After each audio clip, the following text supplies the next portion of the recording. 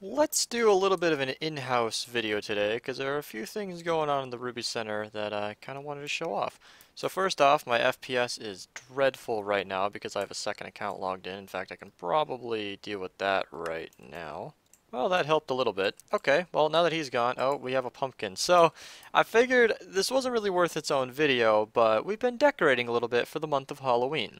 If you don't know this, for the longest time, it's actually been kind of a tradition on Minerva to celebrate Halloween for most of the month of October, and so as accordingly, most of us have actually changed our nicknames on Discord to spooky, scary Halloween names, and the members have taken it upon themselves to decorate the Ruby Center in their different ways. I did this, kind of. Somebody had black, orange, and black, and I'm like, stripes are just kind of ugh. So I changed it to checkerboard on all the different pathways, and I think it looks fantastic. All the beacons around us are orange. I think they should be orange and black, so I might change that. But the beds are also orange and black, and we have a giant pumpkin in the AFK hut for the Ruby Center, which is where my second account was. And then the numbers labeling the different wings have been flipped and inverted. And so we got a lot of fun little things going on here. But I had a few in-house things like the filtering system for our sticks was screwed up. In fact, it looks like it did again. I don't... Okay. Yeah, I don't know why there are shulker boxes in here. Looks like it's just really backed up and kind of screwed up because one of the filters broke. I think I fixed it. Should be sticks in there. Yeah, okay, so it looks like the filter's working now, but yeah, this has been screwed up for a little while. And these things really, they get screwed up and they stay screwed up because nobody really checks these. I mean, you can see that we've got attic entrances here. So, like, it's not really a frequently visited place. So how are you ever going to know if the sticks screw up? But if the stick filter screws up and it's loading into shulker boxes, that means nothing gets past here. No glowstone, no bulk storage wing. No items will get past here because they'll all be getting scooped up by the sticks. So, kind of a big deal. And then just some other stuff like, I appreciate what he was trying to do here, but the shulker box unloader, or the shulker box loader for the TNT here is completely... This won't work at all. I'm going to have to completely redo it. The way he has it here, I must have broken that piece of dust and forgot to replace it, is as soon as you fill it, it breaks the shulker box, which is just, that's completely inverted, and then he's got some kind of long clock here that's supposed to trigger both of these once or twice. I don't know. I'll figure out how to deal with this, but I'm probably going to have to redo all of this wiring.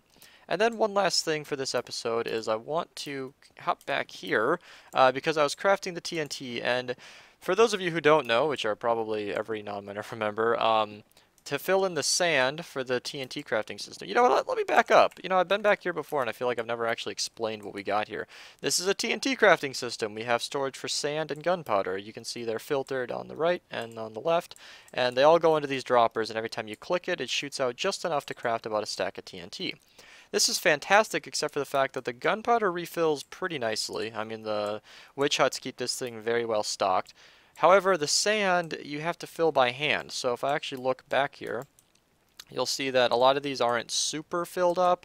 I mean, this is pretty good because I've been unloading a few shulker boxes in these unloaders up here, but it's not spectacular. And I have to manually keep this going like it's a furnace, and I don't love that. So I think I'm going to try and stretch this out into like a 1 input, 16 output shulker box unloader. If you guys don't know what I'm talking about here, you guys can check out the video linked up here on PC or on PCs or linked in the description.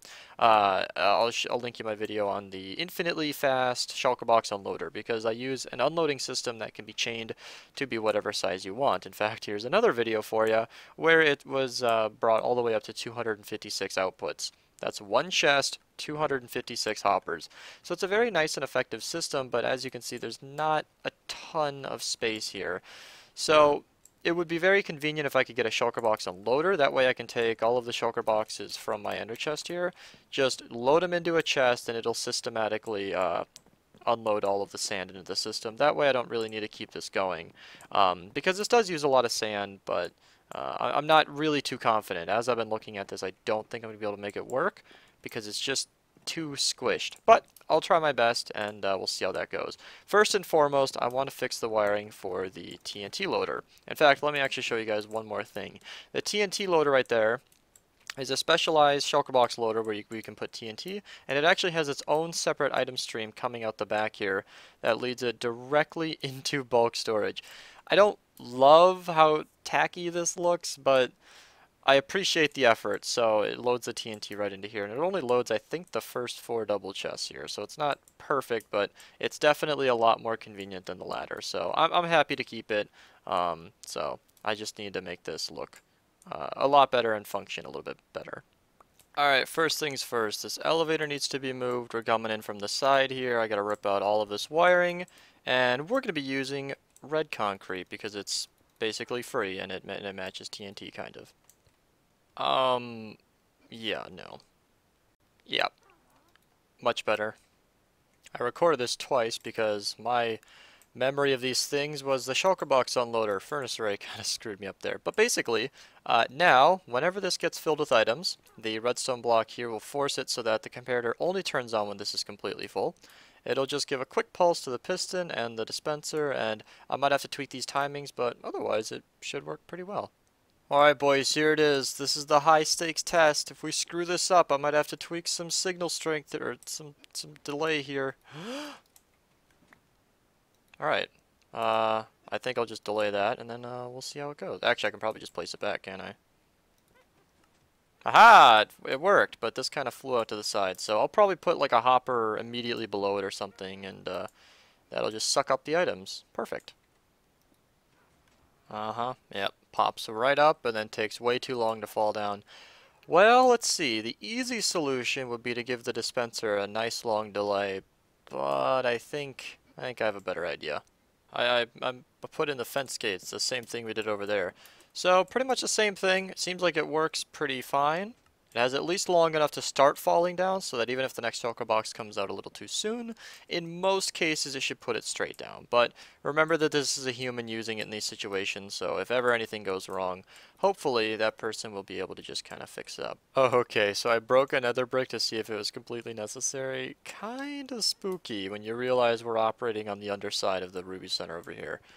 Oh, so dark. Glad it's glass and bedrock down here. Okay, so I'm here in the creative copy of the Minerva Ruby Center here, and I actually came up with what I think is going to be a pretty valid solution. So I realized that the wiring doesn't need to be in the exact orientation that it is in survival. It can be flipped if it needs to be, and I'm definitely not going to be able to fit a full 16 output in here, but I will be able to fit 2 or maybe even 3 or maybe even 4 8 outputs, but I think 2 of these are going to be good for now because by building them mirrored from each other, you can actually have the exact same input, the exact same thing we have over here, but on the other side. And I did have this intending for all the shulker boxes to go in, but I realized that that won't be entirely necessary given that the minecarts themselves will be able to distribute all of the items in all the same place.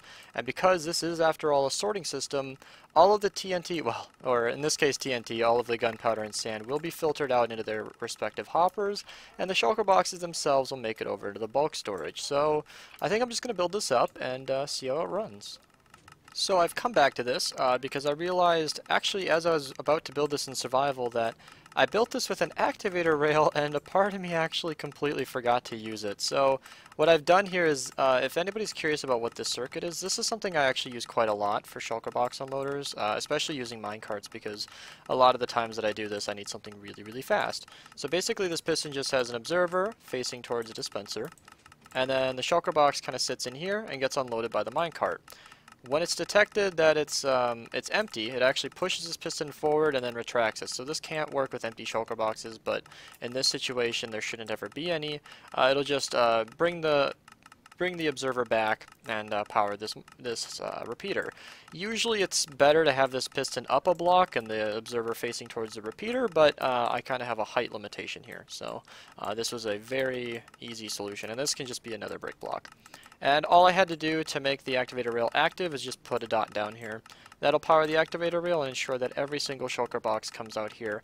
The reason I'm doing that is because I realized that this minecart's usually going to be full when operating at like maximum speed. So there's almost always going to be a chance that like the minecart, the shulker box will just kind of get stuck somewhere. So I figure having a separate output will be just fine, so I can move these by hand. How you liking my color scheme?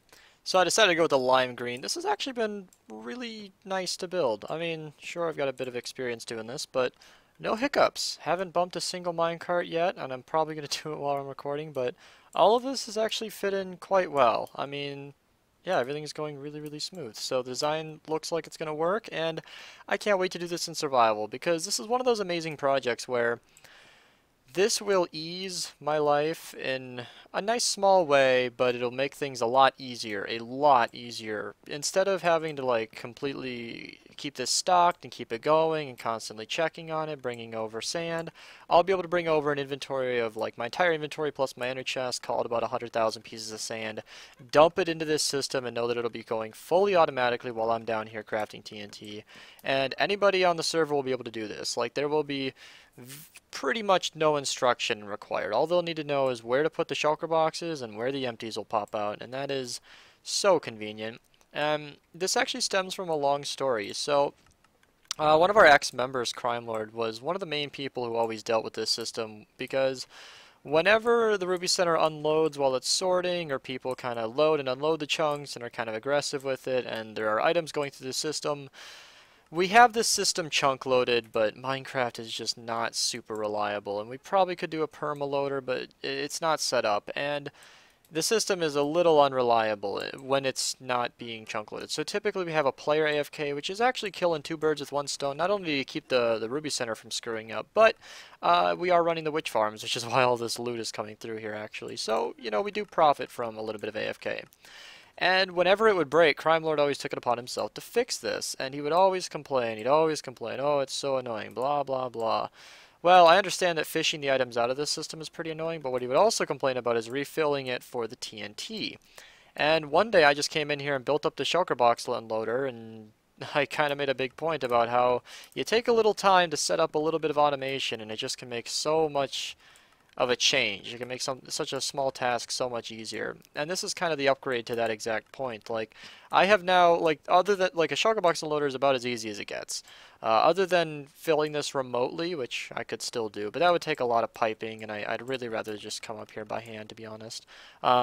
This is about as easy as it gets. Dumping in shulker boxes, let the system do it, you know, wipe your hands and walk away. Like, the whole system will keep itself stocked, and that's pretty fantastic. As I mentioned earlier, you got to keep the sand stocked, which is obviously what we've been focusing on, because the witch huts keep the gunpowder part completely fine, but the sand, you know, how we do with sand on here is pretty easy.